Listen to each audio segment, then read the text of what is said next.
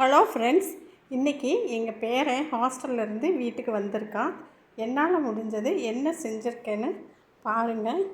இந்த சாப்பாடு ஆரியரோன்னு நான் இதில் போட்டு வச்சுருக்கேன்.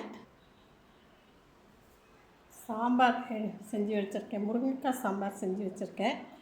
கோஸ் பொரியல் வந்து செஞ்சு வச்சுருக்கேன். இது பாயாசம் வந்து செஞ்சு வச்சுருக்கேன். அப்புறம்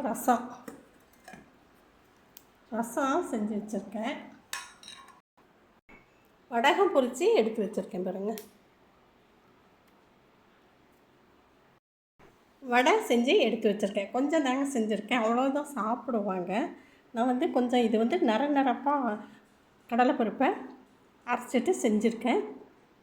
இது வந்து அப்படியே கொஞ்சம் நல்லா நைஸாக ஆட்டிட்டு, அதே போல் வெங்காயம், பச்சை மிளகாய் போடுற பொருள் எல்லாமே போட்டுட்டு, இது ஒரு ஸ்பூன் கடலை மாவு கலந்து இது செஞ்சுருக்கேன். இது ரொம்ப நல்லா இருக்கும்.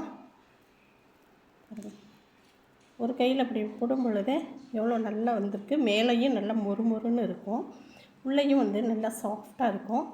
ரொம்பவே இது மாதிரி நான் 2 விதமாக ஏன் செஞ்சேன்னா, இது என்ன அம்மச்சி உருண்டையாக செஞ்சுருக்கீங்க அப்படின்னு, இதில் 2 எடுத்து சாப்பிடுவான், இதில் 2 சாப்பிடுவான். அதுக்காக நானும் இப்படி கொஞ்சம் உருண்டையாக கொஞ்சம் செஞ்சு வச்சுருக்கேன்.